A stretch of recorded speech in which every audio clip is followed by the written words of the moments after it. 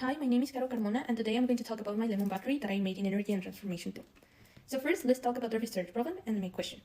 First, the research problem. I wanted to do this experiment because there are some renewable sources like meals that can generate energy, and I will have the opportunity to increase my knowledge by doing this project to understand more the natural world through a physical or virtual model. And my question is, how does the number of lemons in a circuit affect the voltage and current output in a homemade lemon battery? First, let's talk about the objectives and hypotheses. The objective was to analyze its electrical output and build a functional lemon battery. And the hypothesis is by adding more lemons to the circuit, we will increase the voltage output, but the flow will keep low due to the internal resistance of the fruit. And the justification is that first, it will contribute to the scientific knowledge. Some different branch of the scientific ways is the electromagnetic reactions and the renewable energy sources. It also can help in areas such as environmental science and education. And last but not least, this can help to understand the simpler way how circuits work and how you can produce energy with sources, specifically with food that you can easily find at your home. Now, let's go with the introduction. So in this first activity, I made the research of the project, and then I did the experimental part. Let's go with the research. In methodology 1, I researched about the materials and the connection between the variables, my hypothesis, and my objective. So first, let's talk about how the circuit works. There are two types of circuits that you can do, with copper nails, with copper coins, and with copper cable.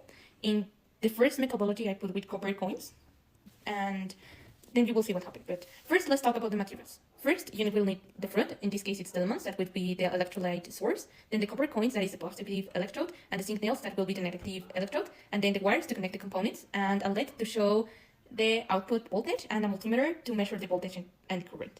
And the connection between all these variables is that first, the research question investigates how voltage changes with the number of lemons that you are adding to the circuit, and the hypothesis establishes a cause-effect relationship. By adding more lemons, that is the cause, you will affect the voltage output, that is the effect. And the relationship aligns with the research objectives, which seek to quantify the effect of additional lemons. And now in methodology 2 is the experimental part. In the experiment was carried out by trying different types of circuit lemons. As I mentioned before, there are two types of circuits. First with copper coins and with copper cable. In the first part, I did with copper coins and with the wires, and I realized that was taking a lot of voltage, so I decided to change it with copper cable that I have in my home. And I did the second option of circuit, that was to connect with the copper cable the zinc nails, and with the multimeter measure the voltage and made a chart with the number of lemons and its voltage. During this experiment, I had some issues with the material. It was having lots of short circuits, and another thing that I discovered is that copper coins doesn't have enough component of copper, and that was making mixed function of the circuit. And the data that I recollect in this chart, it's not as much as I would like to show, but I only showed the ones that gave voltage.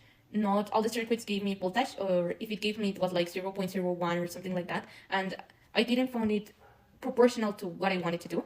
And because of this, I couldn't turn on the light, because at least you need 2.5 volts to turn on a LED. And as you can see in the chart, the number of lemons was not given even 1. And I didn't want to waste more lemons. I already wasted like 10 lemons in this project.